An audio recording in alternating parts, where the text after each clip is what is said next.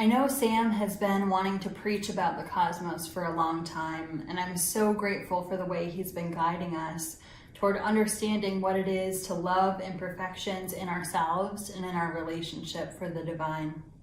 And I'm so excited for next week when we're going to talk about the stars. When I think about stars, I think about the edges of our imagination, dreams of what could be possible. And we need those ideas very, very deeply right now. The earth is a balance to this stretching outwards and upwards, and instead of grounding downward and in. We Unitarian Universalists love to talk about the earth. We honor and revel in its beauty, and we advocate to protect it. It's in our principles that we respect the interdependent web of all existence, of which we are a part. For those among us who may not be theists, earth and nature imagery is a comfortable place for most of us to begin. And even for myself, appreciation of the beauty of nature, gratitude for this life, and the ability to connect with creation is one of the biggest parts of my spiritual life. Being in nature is one of the ways that I talk to God. With each step of my feet or breath in through my lungs, I repeat the resounding, thank you, thank you. Thank you. I give thanks for the day, for this life, for the ability to pay attention and to notice all that surrounds me.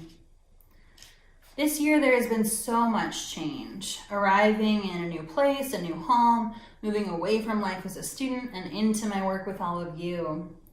And navigating ministry from a distance, the same way all of us are navigating life from a distance these days. And because of that, I've leaned a lot on the rhythms of the natural world this year in ways that I haven't before. I've leaned on the change of seasons and the cycles of our lives as a way to understand time and as a way to guide my own spiritual life, while we're missing, at least physically, many of the usual ways we would mark a year. And for me, those especially include the rhythms of church life, and the way time washes over you in a group of people. Without those points of connection, I've looked to nature as a way to connect with all of you.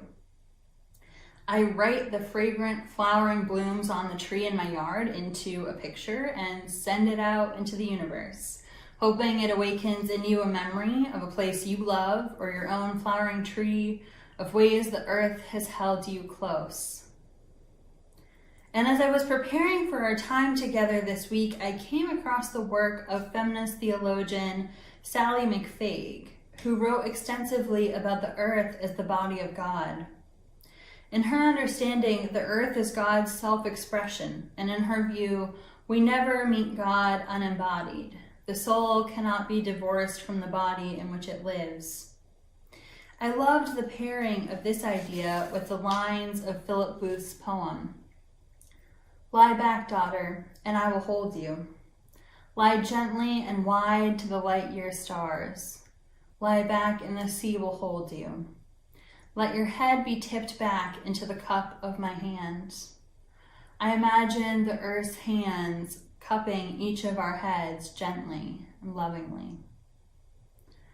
There have been countless times in my own life that I've felt the earth beckoning me to lie back, like the little girl in the poem, to let my worries float away on the surface of the water and to stretch out my arms wide, open to whatever comes. In a lot of ways, the earth is maybe our first teacher in the ways of the Spirit. Children look at the sky in wonder with an understanding of how small they are. There's something greater out there. Weather, thunderstorms, clouds are all a reminder that we are not in control. And an illustration of the ways that something can be both beautiful and terrible at the same time. And in the words of my wise husband, topography is good for your mental health. It reminds you how small you really are. My parents now live on what we call the farm, because that's what we've always called it, the house where my mom grew up. It's surrounded by pasture where my grandpa used to run his cattle, and when I visit them, I like to walk the fence line, noticing the way the sky stretches out over the mountains in the distance, and on clear days, the river. It's comforting to remember as my feet crunch the grass and weeds beneath them that these are the fields my mother played in as a child, where my grandmother landed her airplane, where we picked persimmons when I was a child. In that place, I tap into the always needed reminder of where I come from and to whom I belong. And the reminder, too, that God lives here. And there have been times when I've laid down in that grass, just letting that earth cradle my body, breathing deeply in communication that requires no words. Maybe our bodies and our souls and God and humans and the earth and all the people on it are all part of something bound together, snarled like a knot. And if that's true, there are profound implications for how we are to live together on this earth. I love this eco-theology about the earth being the body of God, but care for the earth then becomes of utmost importance. And what do we say now when we know our earth is feeling the impact of climate change? If we're all connected, what are we to make of the fact that, like we heard about at the shindig on Wednesday, wealthy companies try to run pipelines through our poorest neighborhoods, hoping that no one will notice, with no regard for the people or the water that they drink? And this is only one city. Imagine all the other times this has happened or that this is happening. What are we to make of the fact that the poorest among us are the ones most directly affected by climate change? And what about the fact that we, everyday people, are encouraged to make changes in our own lives to be more sustainable, but corporations continue to destroy the body of God without consequence? This metaphor has implications too for our interpersonal relationships. As Marge Piercy wrote in the reading we heard earlier, make love that is loving. Live as if you liked yourself, and it may happen. This is how we are to live together for a long time. It has been impossible to ignore this year that we are at once more distant, but also more connected. Our actions have an impact on a global community. The earth teaches us that we must care for it. We must care for the earth or it won't survive. And we must care for each other or we won't survive. Throughout the pandemic, we've seen people in positions of power consistently implying that the pandemic has somehow been caused by Asian people, that they are somehow at fault for the devastation that has unfolded. And of course, the conspiracies have continued to spiral. It's been sickening to watch, and the rhetoric has gotten stronger. We've begun to see statistics now about Asian Americans becoming victims of violence. And now this week we heard the news of a white man committing a hate crime, targeting massage parlors and murdering Asian women. This crime lies at the intersections of racism, misogyny, and capitalism. And almost immediately, the police declared that the crime wasn't racially motivated and that the shooter was having a bad day. Last time I checked, having a bad day did not include murder.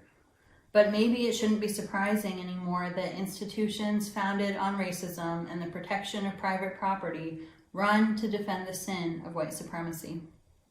It's in their bones.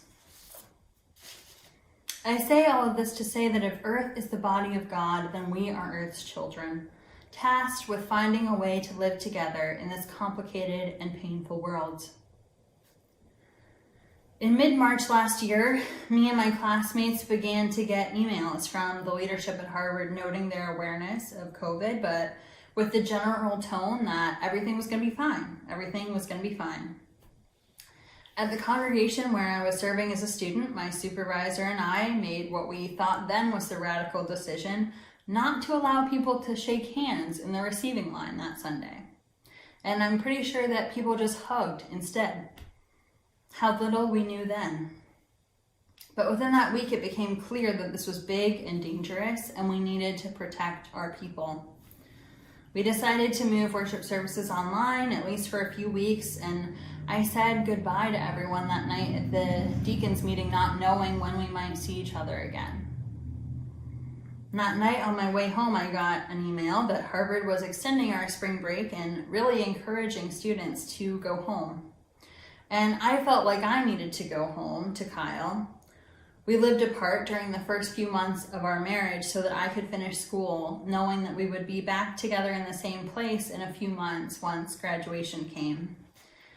And so I started packing my car for a cross-country road trip, pausing every few minutes to wonder, is this even reality? A good friend from school really wanted to get home to her parents' house in South Carolina, so the next morning we headed out.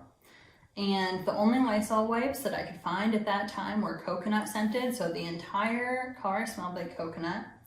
And I don't usually listen to audiobooks, but I do on road trips, and I downloaded Jessica Simpson's memoir, Open Book, and her voice filled our ears as we drove south. And keep in mind, I don't even really like Jessica Simpson.